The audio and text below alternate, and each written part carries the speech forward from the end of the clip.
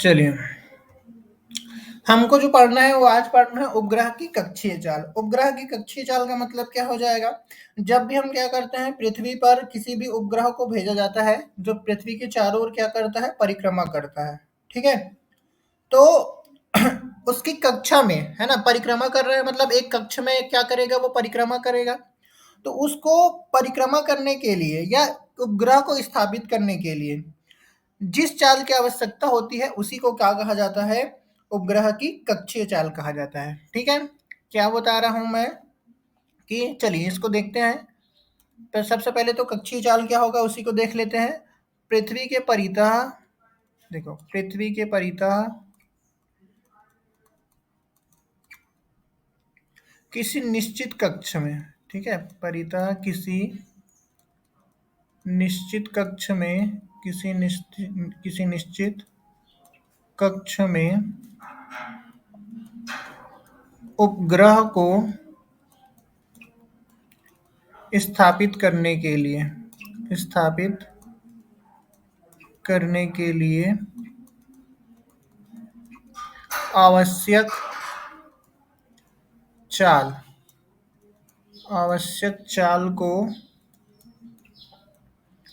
उपग्रह की कक्षीय चाल कहते हैं। उपग्रह की क्या बोला जाएगा, कक्षीय चाल बोला जाएगा। ठीक है, कक्षीय चाल कहते हैं। याद रखिएगा इसे V0, ठीक है, से प्रदर्शित करते हैं।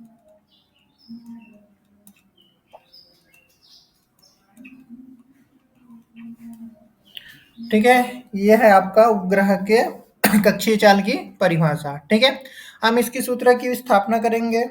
ठीक है, तो देखो क्या हो जाएगा, यहां से देखना, मान लो स्मॉल m द्रव्यमान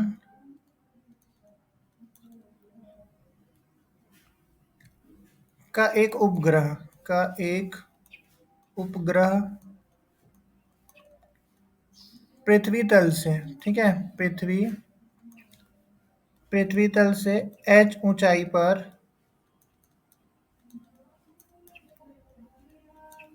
h ऊंचाई पर पृथ्वी के चारों ओर, पृथ्वी के चारों ओर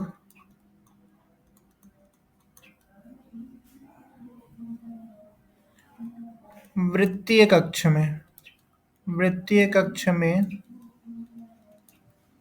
V0 के वेग से परिक्रमा कर रहा है, परिक्रमा कर रहा है।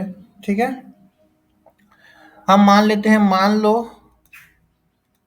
पृथ्वी का द्रव्यमान क्या मान लेते हैं, कैपिटल M। मान लो पृथ्वी का द्रव्यमान, मान लो पृथ्वी का द्रव्यमान कैपिटल M तथा त्रिज्या कैपिटल R है। ठीक है, यहां से एक हम डायग्राम लेंगे। ठीक है, यहां से हम एक डायग्राम लेते हैं, क्या बनेगा, एक पृथ्वी ले लेते हैं। ठीक है,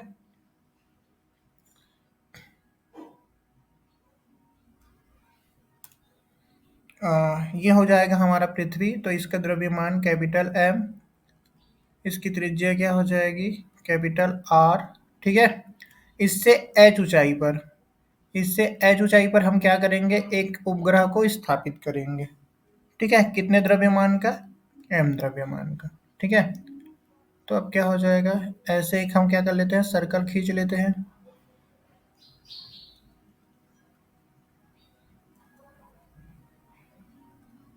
ये आप इसको अपने हिसाब से अच्छे से गोल बना सकते हो। ठीक है, इसका वेग क्या लिए है, V0 लिए हैं। ठीक है, ये क्या है, आपका वृत्तीय कक्ष है। चलिए समझ में आया क्या, हमने क्या लिया, m द्रव्यमान का एक उपग्रह है जो v वेग से क्या, V0 के वेग से क्या कर रहा है, कक्षीय चाल कर, कक्षीय वेग में परिक्रमा कर रहा है। ठीक है, पृथ्वी के द्रव्यमान कैपिटल M और उसकी त्रिज्या क्या है, कैपिटल सॉरी कैपिटल R है। ठीक है, अगर अब हम देखते हैं, ये आपका पृथ्वी का केंद्र है M, और यहाँ से इन दोनों की अगर दूरी देखेंगे तो कितना होगा, r प्लस एच होगा। ठीक है, अगर ये पृथ्वी की सतह पर रहता है तो दूरी क्या लेते हैं हम, r लेते हैं। लेकिन अगर हम इसको h ऊंचाई पर ले लिए तो अगर हमको कैपिटल M से स्मॉल m तक जाना है तो पहले तो कितना चलना पड़ेगा, r दूरी चलेंगे। r दूरी चलने के बाद और कितना चलना पड़ेगा, h दूरी और चलना पड़ेगा। इसका मतलब क्या है, अगर हम क्या मान के चले, पृथ्वी के केंद्र से, है ना, कहाँ से, पृथ्वी के केंद्र से, पृथ्वी के केंद्र से उपग्रह की दूरी, उपग्रह की दूरी, अगर इसको स्मॉल r लेते हैं तो ये कितने के बराबर है, r प्लस एच के बराबर होगा, यही होगा। ठीक है, अब फिर से वही बात आएगा कि उपग्रह जो है वो क्या कर रहा है, वृत्तीय कक्ष में गति कर रहा है, और वृत्तीय कक्ष में गति कर रहा है तो उसको क्या चाहिए, वृत्तीय मार्ग में गति करने के लिए आवश्यक अभिकेंद्र बल चाहिए। ठीक है, अतः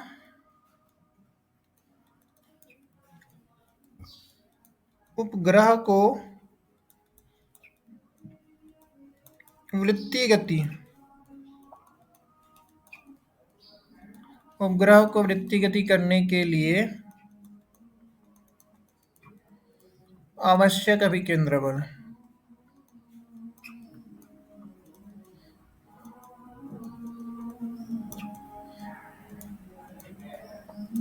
क्या हो जाएगा, mv0 का स्क्वायर बट्टे r। ठीक है, यही हो जाएगा। स्मॉल r इसलिए लिए हैं क्योंकि दूरी क्या है, स्मॉल r पर है। ठीक है, तथा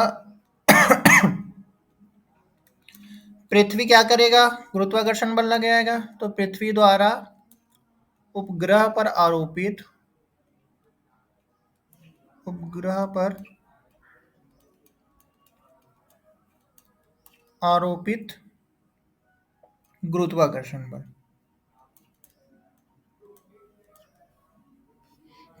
कितना हो जाएगा, जी एम और बट्टे क्या हो जाएगा, r प्लस एच का होल स्क्वायर, क्योंकि डिस्टेंस क्या है, r प्लस एच है, या r प्लस एच को हम तो अभी क्या ले सकते हैं, केवल r भी ले सकते हैं। ठीक है, ताकि हमारे पास इसको क्या कर सके, हम कैंसिल कर सके। तो हम इसको अभी क्या ले लेते हैं, केवल r ले लेते हैं। ठीक है, क्योंकि डिस्टेंस तो क्या है, ओवरऑल डिस्टेंस r ही है, तो हमको क्या लेना है, r ही लेना है, तो यह हो जाएगा r स्क्वायर। ठीक है, तो मैंने क्या बताया था, परिक्रमण के लिए क्या होगा कि जो अभिकेंद्र बल है वो किसके द्वारा मिलेगा, उसको गुरुत्वीय बल के द्वारा मिलेगा। ठीक है, तो हम ऐसे लिख सकते हैं, स्थायी परिक्रमण के लिए, स्थायी परिक्रमण के लिए, स्थायी परिक्रमण का मतलब समझ रहे हो कि इसको स्थापित करने के लिए, ठीक है, क्या होगा, जो गुरुत्वीय बल है, जो गुरुत्वीय बल है वो बराबर होगा किसके, वो बराबर हो जाएगा आपके अभिकेंद्र बल के।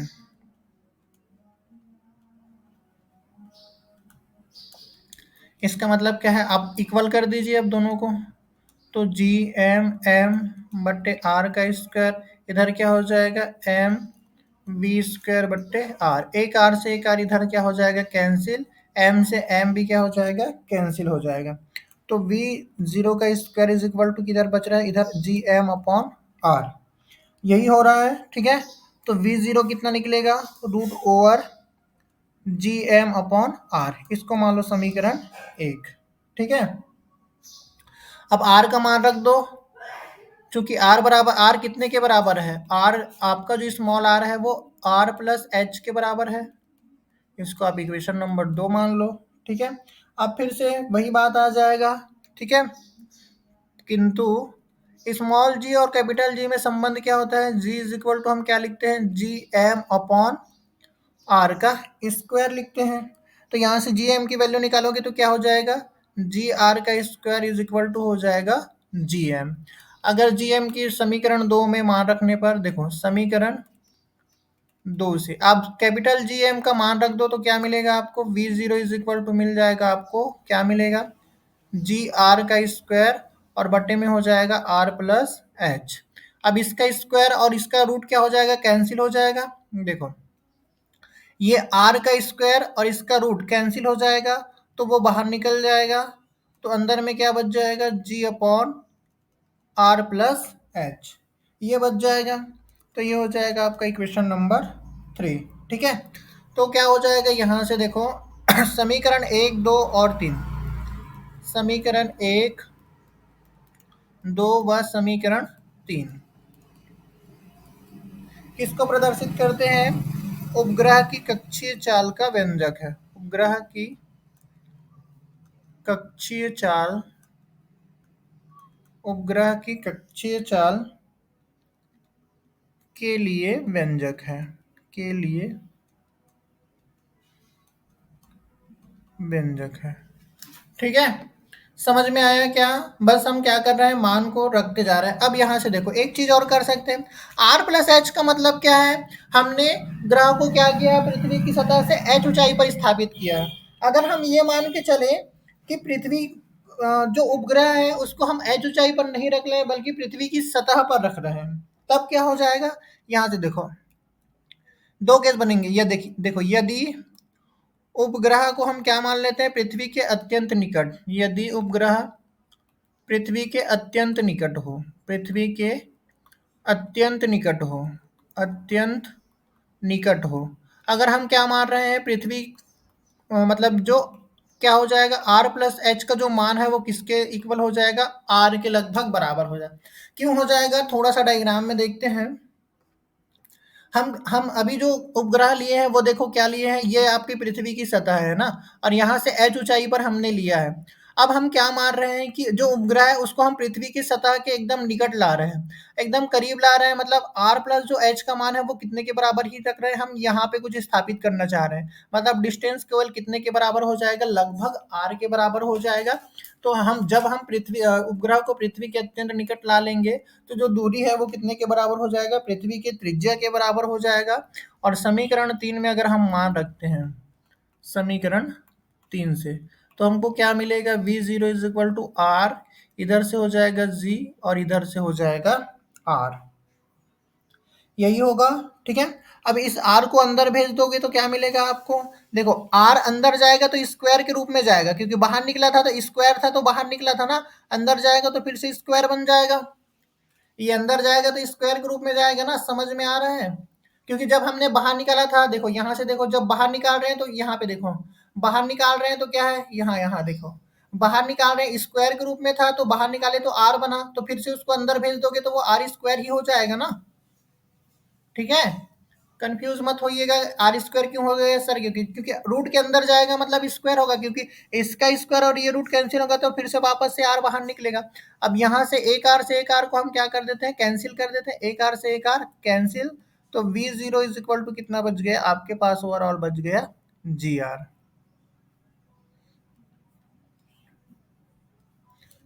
तो जो समीकरण 4 है वो क्या है, पृथ्वी के निकट उपग्रह की चाल है।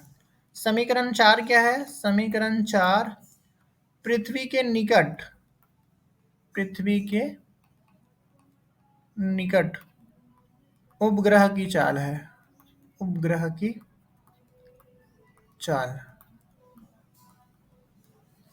ठीक है, समझ में आया, दोनों में दोनों बातों में अंतर है। ठीक है, अगर आपको केवल चाल निकाल, अगर एच ऊंचाई पर बोला जाएगा तो ये समीकरण 3 वाला व्यंजक आएगा, और अगर आपसे पृथ्वी के निकट बोला जाएगा तो कौन सा वाला आएगा आपके पास अगर उसके निकट बोला जाएगा तो ये वाला व्यंजक आएगा। क्लियर है इतनी बातें, किसी को कहीं पे डाउट है क्या?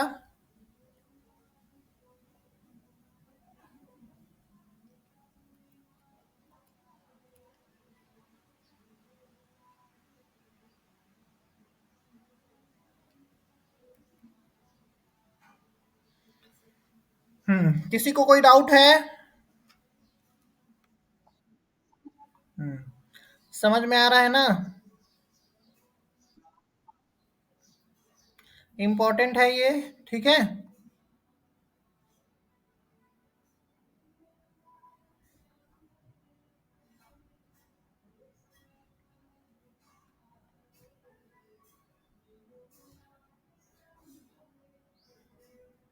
अब देखो, कल मैंने आप लास्ट क्लास में मैंने आपको क्या पढ़ाया था, पलायन वेग पढ़ाया था। पलायन वेग का मान भी कुछ इसी टाइप का आया था, और कक्षीय चाल का मान भी कुछ इसी प्रकार से आ रहा है, तो हम इन दोनों में क्या देख लेते हैं, संबंध देख लेते हैं। ठीक है,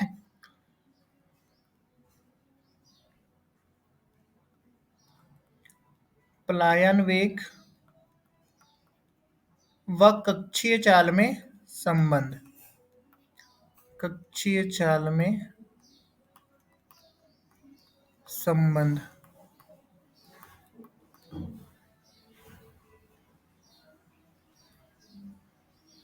देखो क्या संबंध आएगा?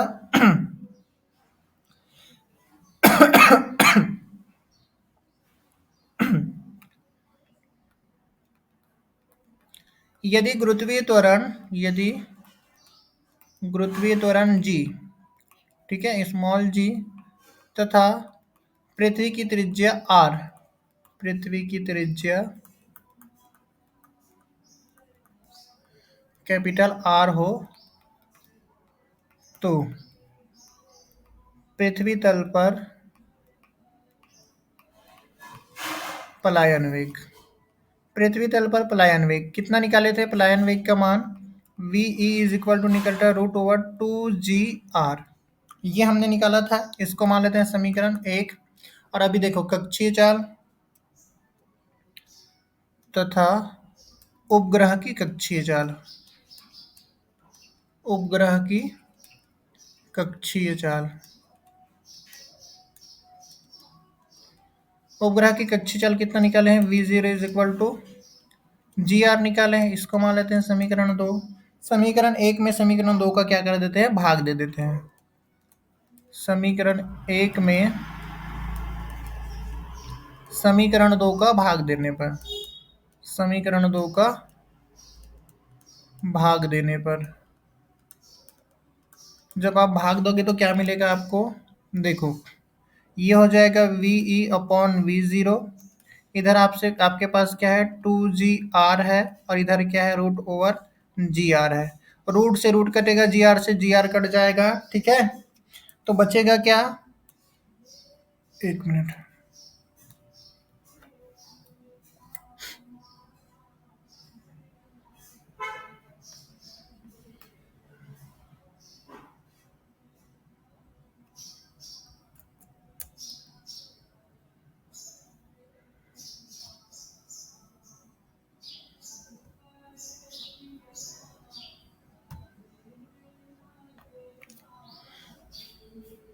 एक सेकेंड, क्या हो रहा है?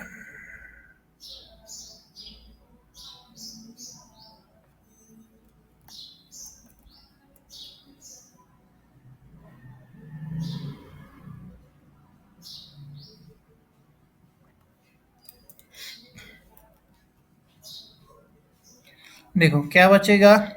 इधर बचेगा आपके पास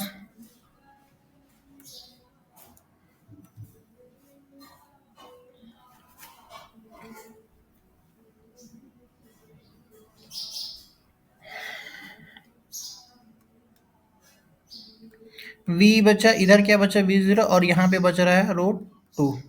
तो अगर हम क्या लेते हैं? अगर इसको इधर VE रखते हैं, ये इधर जाएगा तो क्या हो जाएगा? √2 इंटू V0। मतलब ये क्या है? आपका पलायन वेग है। ये बराबर है किसके? √2 इंटू कक्षीय चाल। ये इनके बीच में क्या आया? रिलेशन आया, ठीक है। तो ये इनके बीच में क्या है? संबंध है। तो यहाँ तक आपको क्या करना है? याद रखना है चीज़ों को, ठीक है।